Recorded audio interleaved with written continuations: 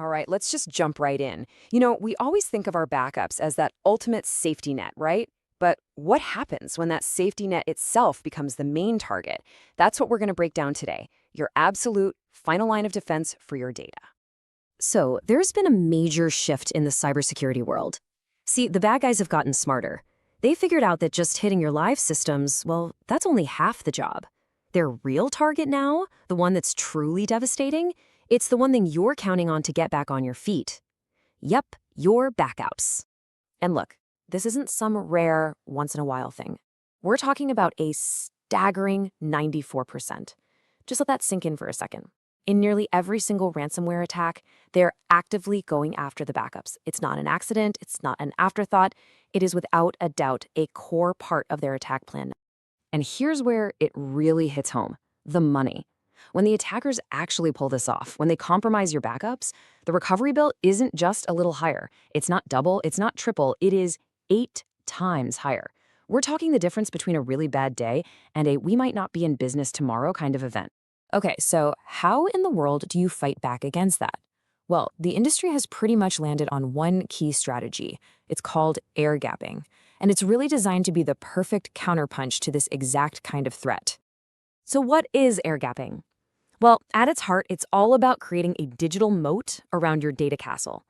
You take your precious backups, you put them in a totally isolated spot, and you completely cut them off from your main network. The idea is to protect them from any attack that slips past your frontline defenses. Sounds pretty simple, right? But here's the catch. It's not that simple. And this is where things get really, really tricky. You see, that term air gap, it's actually used for two completely different methods. And honestly, getting them confused, that can be a seriously risky and incredibly expensive mistake to make. Okay, so on one hand, you've got what we call a virtual or logical air gap. This thing uses software, fancy network setups, to create a separation. Then on the other hand, you have the physical air gap. And this is exactly what it sounds like. The backup media is literally, physically, unplugged from everything. Think of it like a firewall software versus a solid brick wall. Big difference. All right, let's dig into that virtual gap first.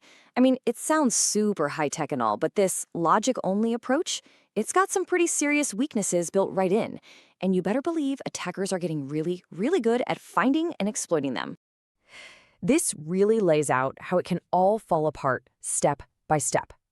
First, you get a network breach. Why? Because at the end of the day, it's all still connected on the same physical system.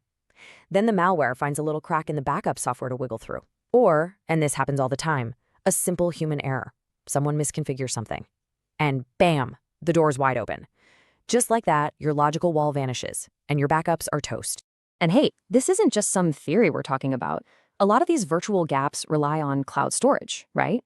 Well, get this. According to a major IBM report, one of the top 3 ways attackers break in is just through a simple cloud misconfiguration.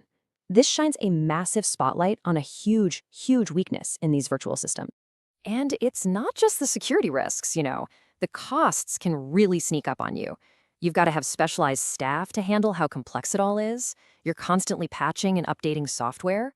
And the real kicker, if you actually need to recover your data from the cloud, oh boy, you can get slammed with these enormous, totally unpredictable fees just to get your own data back. So let's switch gears and look at the other option. If that virtual gap is kind of like a locked door in a house that's, well, still connected to everything, the physical gap is a straight-up bank vault. The whole idea behind it is fundamentally different. And this is the absolute key. With a true physical gap, there is simply no digital path for malware to follow. It's gone. An attack can breach your network, but then it just stops. It hits a dead end. It literally cannot jump across a physical space to get to your backups. It's about as definitive a barrier as you can possibly create. So what's the big advantage here? Well, number one, you get the absolute highest level of security, period. It's also way, way simpler to manage, which slashes the risk of those costly human errors we talked about. And if you need to recover, it is lightning fast because the data is right there with you, no cloud lag. And believe it or not, it's actually cheaper in the long run. Just take a look at these numbers. This is a 10-year cost comparison. A physical system using something called LTO, which is basically modern super high capacity data tape, is over 86% cheaper than using all disk storage and 66% cheaper than going all in on the cloud. I mean, the long term savings here are just massive. And there's one more really critical piece to this puzzle: compliance. If you're dealing with strict regulations, think HIPAA, GDPR, things like that, you have to prove you have a reliable, unchangeable, and auditable copy of your data. And guess what? A physical offline copy is the absolute gold standard for meeting those legal demands. So when you put this all together, what are we really talking about? We're talking about achieving something called extreme resiliency. It's this idea that you can take the absolute worst punch an attacker can throw and still get back up, completely. Look, we just have to face the facts. Our traditional cybersecurity walls and gates, they're still important, of course, but they're just not enough anymore. The way attackers get in now, through phishing, stolen logins, those cloud errors, they are specifically designed to just walk right past our frontline defenses. And that brings us to the bottom line, the unavoidable conclusion here. Your last real line of defense, the one that's still standing when everything else has crumbled, is a true physical air gap that connects to storage that can't be changed or erased. So I'll leave you with this one question to think about. When it comes to your own critical data, that last line of defense, is it a solid, unbreakable wall?